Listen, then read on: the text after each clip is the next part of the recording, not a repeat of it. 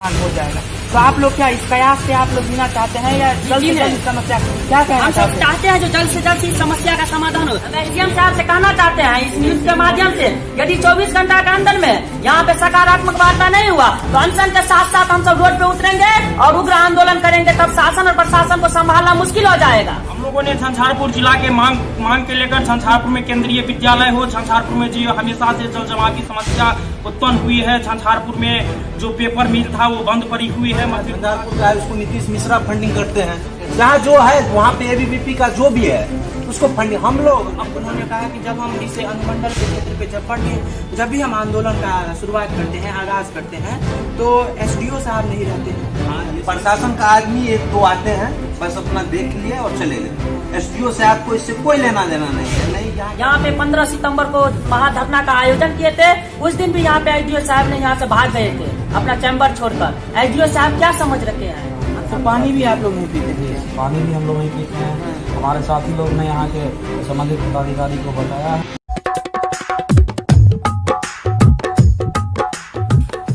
नमस्कार, मैं हूं सानू झा और स्वागत करता हूं अपने चैनल न्यूट्रल जर्नलिज्म में।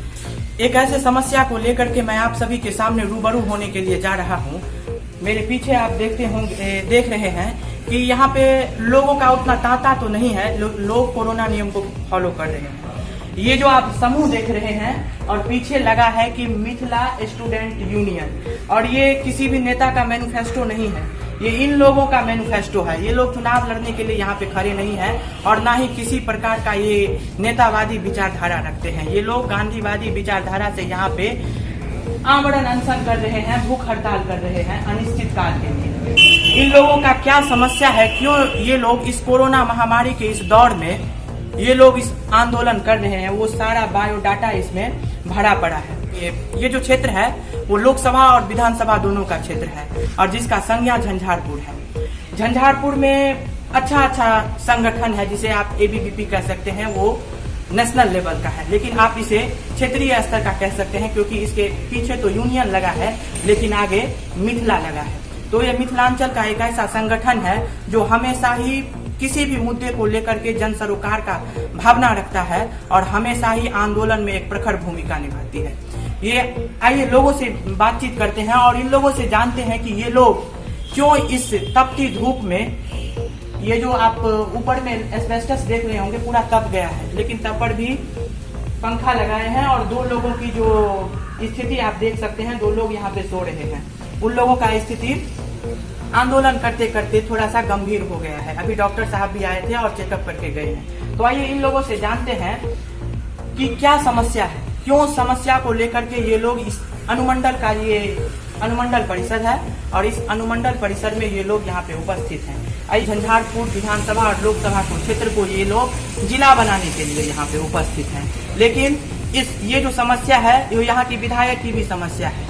यहाँ के विधायक गुलाब यादव जी हैं, माननीय गुलाब यादव जी जो आरजेडी के विधायक हैं। उनका भी कहना था कि हमने मेडिकल कॉलेज तो ला दिया और दूसरा मेरा मैनिफेस्टो का दूसरा भाग जो है वो झंझारपुर को जिला बनाना है। रेल का जो समस्या है वो भी धीरे धीरे सामान्य होते जा रहा है, लेकिन लॉकडाउन में वो भी स्थगित है। तो आइए इन लोगों से बातचीत करते हैं कि किस तरह का इन लोगों का समस्या है। क्यों आप लोग मतलब इतनी तपती धूप में घर से अलग होकर के आप लोग ये आंदोलन कर रहे हैं? क्या आप लोगों का समस्या है? जो सारा समस्या इसमें लिखा है, लेकिन आप लोग बताइए कि किस तरह से समस्या। थोड़ा आगे आप लोग पीछे हो जाइए, हम भी बैठ जाते हैं। हाँ।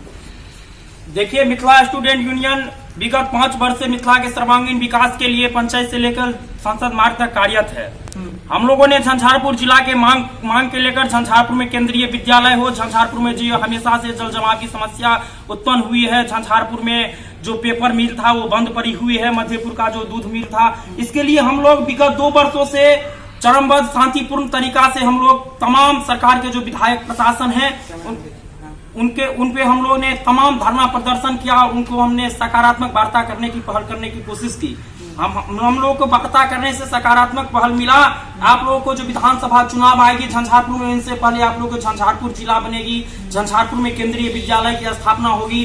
झंझारपुर को जो जल जमाव की समस्या है वह देखने को नहीं मिलेगी। झंझारपुर में जो पेपर मिल थी, मधेपुर का जो दूध मिल थी, वह आप लोगों को मिलेगी। लेकिन ऐसा कुछ नहीं दिखाई दे पड़ रहा है झंझारपुर की धरती पे। हम लोगों का मांग सरकार से बार बार है कि यह चुनावी या जो ढकोसला है, चुनावी के समय तमाम नेता, तमाम विधायक, तमाम क्षेत्र के जनप्रतिनिधि आके शिलान्यास कर देते हैं सभी प्रकार बंद पड़े उद्योग को, लेकिन ये चुनावी रणनीति में के बाद कुछ क्षेत्र में दिखाई नहीं देता है। इसके लिए मिथिला स्टूडेंट यूनियन विगत 10 सितंबर से मिथिला के ऐतिहासिक धरोहर मिथिला विजय स्तंभ कंदरपी घाट से हम लोगों ने एक रथ यात्रा निकाला, जिसका मुख्य उद्देश्य झंझारपुर अनुमंडल के तमाम प्रखंड, तमाम पंचायत में हम लोगों ने आम आवाम नौजवान को जनचेतना को सूचित किया। हम लोगों ने लोगों को बताया कि हम लोगों का यह जो मांग है, हम लोगों का जो मांग है, यह सरकार हम लोग का मिथिला विरोधी या जो सरकार है जिसे हम सौतेलापन व्यवहार कहते हैं, मिथिला के जो नीतीश कुमार की सरकार है, बिहार की सरकार, वो हम लोग साथ हमेशा किसको मानते हैं? हम लोग दोस्त किसको मानते हैं? आपने क्षेत्रीय विधायक को मानते हैं, सांसद को मानते हैं, या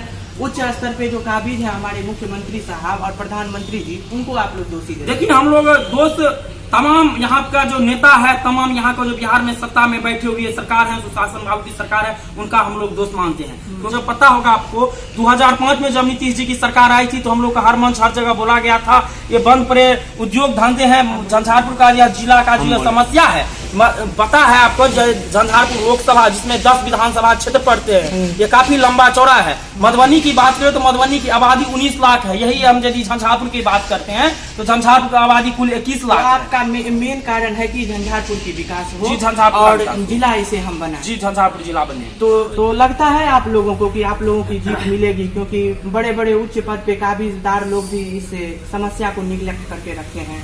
जहाँ तक आपने बताया कि एबीवीपी या किसी संगठन को साथ में लेके किया जाए धरना या कुछ भी, तो देखिए एबीवीपी एक राजनीतिक संगठन है। हाँ, बीजेपी के साथ उसका अलायंस है, तो वो हम लोगों का साथ नहीं देगा, सहयोग नहीं करेगा, क्योंकि वो सिर्फ राजनीति रोटी सेकने आते हैं। जब राजनीति रोटी सेक पूरा हो जाती है तो वापस अपना चले जाते हैं। ये लोगों को पैसा दिया जाता है, जैसे यहाँ का झंझारपुर का है उसको नीतीश मिश्रा फंडिंग करते हैं। जहाँ जो है वहाँ पे एबीवीपी का जो भी है उसको फंडिंग, हम लोग अपना मेहनत अपना दम पे इस पार्टी को, मिथिलावादी जो पार्टी है मिथिला स्टूडेंट यूनियन, जिससे हम लोग जुड़े हुए हैं, काम कर रहे हैं, तो हम लोग इसमें अपना सहयोग दे रहे हैं, समर्थन कर रहे हैं। हम लोग किसी पार्टी से नहीं जुड़े हुए हैं, वो पता है। हम लोग मेहनत करके चाहते हैं और संघर्षी जीवन है।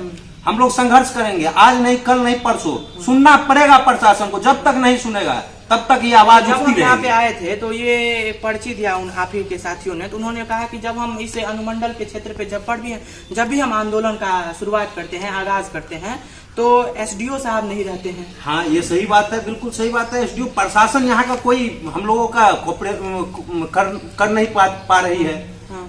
और जहाँ तक प्रशासन की बात है तो ये लोग सब गुलाब यादव, नीतीश मिश्रा जी के सेवा में लगे रहेंगे या हम लोगों का सेवा करेंगे। ये लोग जनता का कुछ सेवा ही नहीं कर रहे हैं। तो यहाँ पे जो एक प्रशासनिक क्षेत्र है ना, ये प्रशासनिक जगह है, यहाँ पे एक भी प्रशासन का आदमी नहीं आते। प्रशासन का आदमी 1-2 आते हैं, बस अपना देख लिए और चले गए।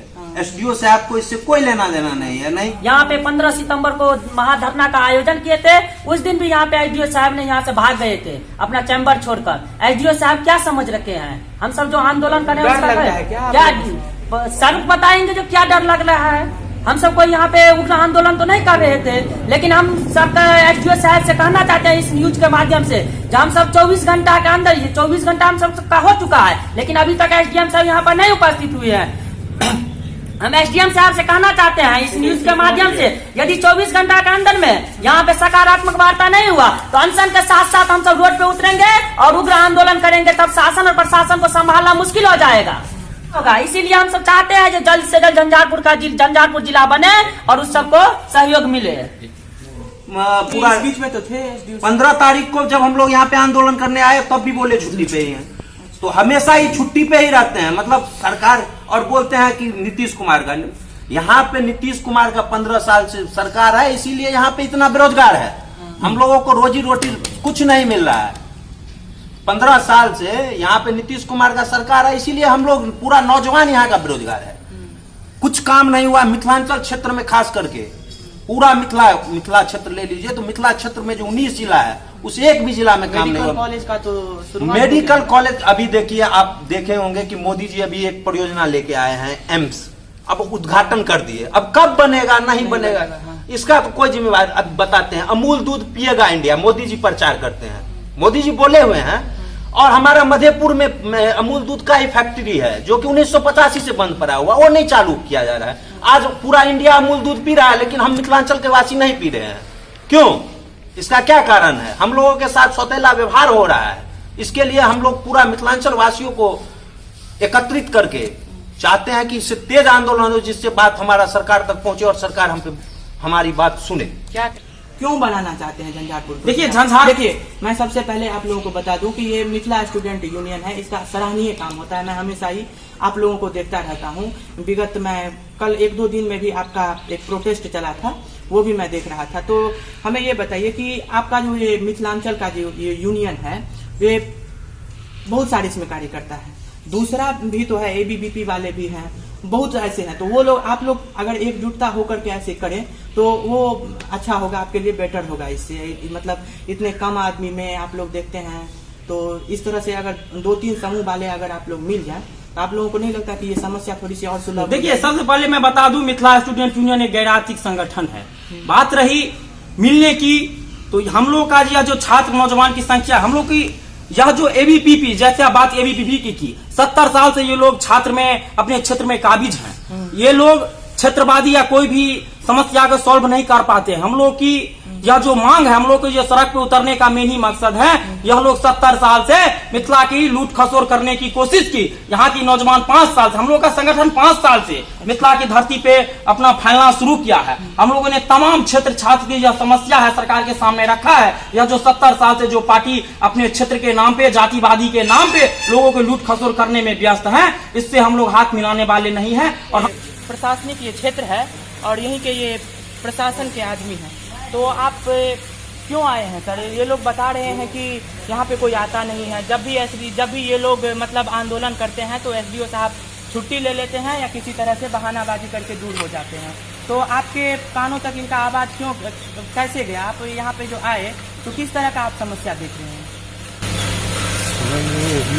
छुट्टी पे हैं। हाँ, एसडीओ प्रभारी एसडीओ। अच्छा, आप प्रभारी एसडीओ हैं। तो हमें बताइए एसडीओ साहब कि इन लोगों का कोई तवज्जुद नहीं है क्या? ये लोग मतलब जिस तरह से धरना प्रदर्शन कर रहे हैं, तो इस प्रदर्शन में इन लोगों का मतलब थोड़ा सा भी औकात नहीं बनता कि आप लोग इनके पास आएं और इनसे इनका जो भी समस्या है उस पर आप जागरूकता से इनके थोड़ा सा इनके भी समस्या पे नजर दें? मैं इनकी समस्याओं पर मैंने इनसे बात की है और उन्होंने मांग पत्र भी उनका जो है। हाँ, तो कब तक ये समस्या समाधान हो जाएगा सर? ये समस्या 3 स्तर की लग रही है। हाँ, कुछ समस्या का समाधान अनुमंडल स्तर से होना है, कुछ अनुमंडल स्तर से नीचे के प्रशासनिक स्तर से होना है और कुछ जिला स्तर या राज्य स्तर से संबंधित है। तीनों स्तरों पर इनकी समस्याओं का समाधान जल्द से जल्द है। अच्छा, इसके लिए हम लोगों ने इनको आश्वस्त किया है कि हम लोग इनको अनुमंडल स्तर से जो समाधान होना है वो अनुमंडल स्तर से कराएंगे, हाँ, जो अनुमंडल स्तर से नीचे होना है वो नीचे के स्तर से कराएंगे। अच्छा, तो एसडीओ साहब कब तक आ जाएंगे? ऊपर की आवश्यकता जिसमें है वहाँ हम लोग भेजेंगे। एसडीओ साहब कल आने वाले हैं।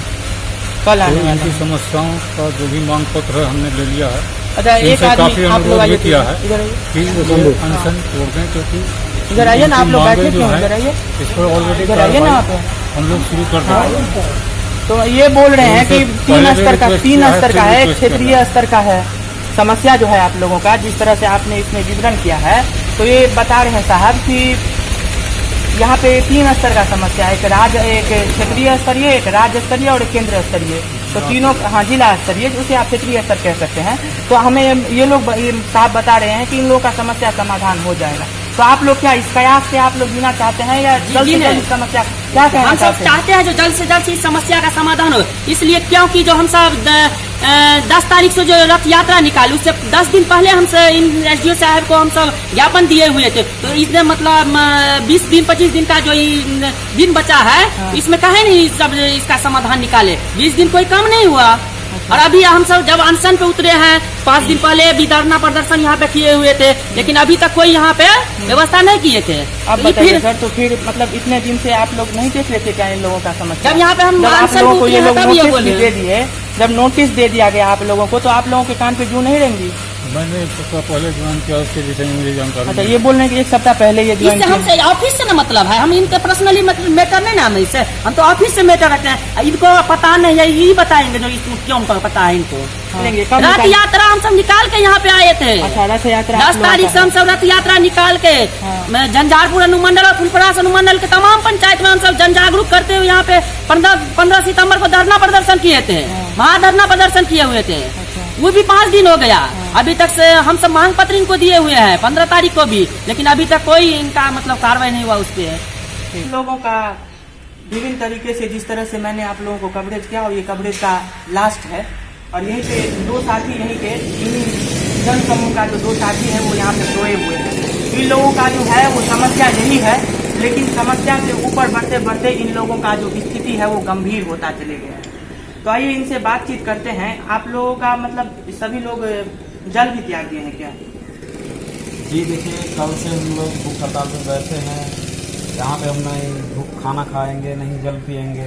कल 11 बजे से हम लोग का ये अनावरण चल रहा है और अभी तक चल रहा है। हम लोग का तबीयत जो है उसका स्तर जो है गिर रहा है, फिर भी यहाँ के तो हमारे पानी साथी- भी आप लोग नहीं पीते हैं जी, क्या? पानी भी हम लोग नहीं पीते हैं। हाँ। हमारे साथी लोग ने यहाँ के संबंधित पदाधिकारी को बताया है। तमाम यहाँ पे डॉक्टर साहब लोग आए हुए थे, उन्होंने बोला कि तुरंत यहाँ पे उपचार की जरूरत है, लेकिन यहाँ पे नहीं हो सकता है, अनुमंडल जाना पड़ेगा। लेकिन हम लोग अपना धरना स्थल पे या भूख हड़ताल स्थल से हम लोग नहीं जाएंगे, जो उपचार हो यहीं पे हो, हमारा ये संघर्ष जारी रहेगा। इनकलाब जिंदाबाद।